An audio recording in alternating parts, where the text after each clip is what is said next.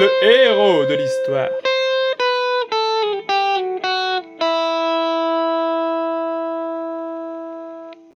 Bonjour DM à tous, ici le héros de l'histoire, votre dévoué serviteur. Aujourd'hui je vais répondre à une question. C'est quoi un monde secondaire ? C'est un terme, un concept que je réutilise très souvent, et si j'utilise le mot monde secondaire, je le dois à Tolkien. Explication.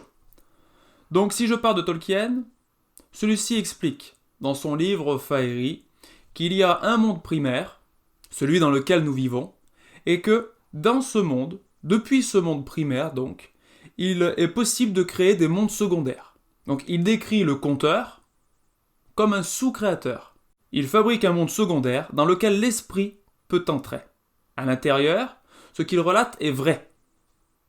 Cela s'accorde avec les lois de ce monde secondaire donc. L'on y croit tant que l'on se trouve dedans. Et pour y rentrer, il faut adhérer au pacte fictionnel que celui-ci propose. Donc Tolkien parle de créance secondaire. C'est-à-dire que pour adhérer à un monde secondaire, il faut y croire. Donc pendant qu'on regarde une série, qu'on joue à un jeu vidéo, qu'on lit un livre, on croit en ce qui se passe à l'intérieur de ce monde secondaire. C'est une créance secondaire donc. Ainsi, on comprend en fait très facilement que Tolkien désigne par monde secondaire un monde fictif. Donc pour faire très simple, pour répondre, c'est quoi un monde secondaire ? C'est un monde fictif.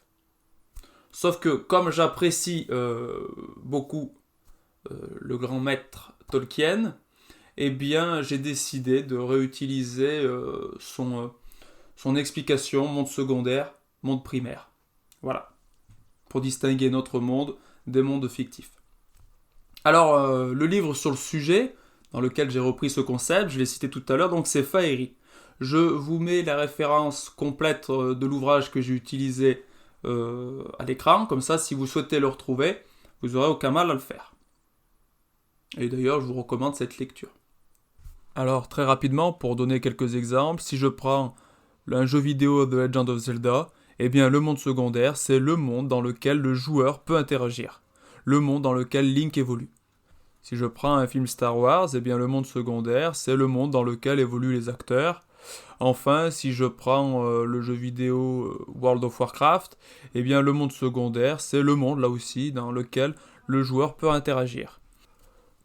Souvent, un monde secondaire ne se limite pas à une seule œuvre. Si on prend The Legend of Zelda, le monde secondaire se développe et se complexifie au fil des sorties des différents jeux.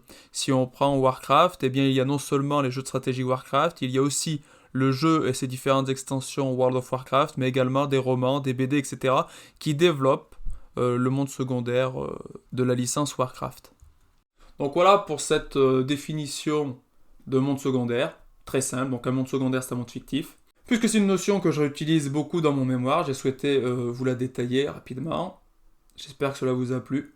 N'hésitez pas à vous abonner, à commenter, à me poser des questions, je serai ravi de vous répondre. C'était le héros de l'histoire, pour vous servir.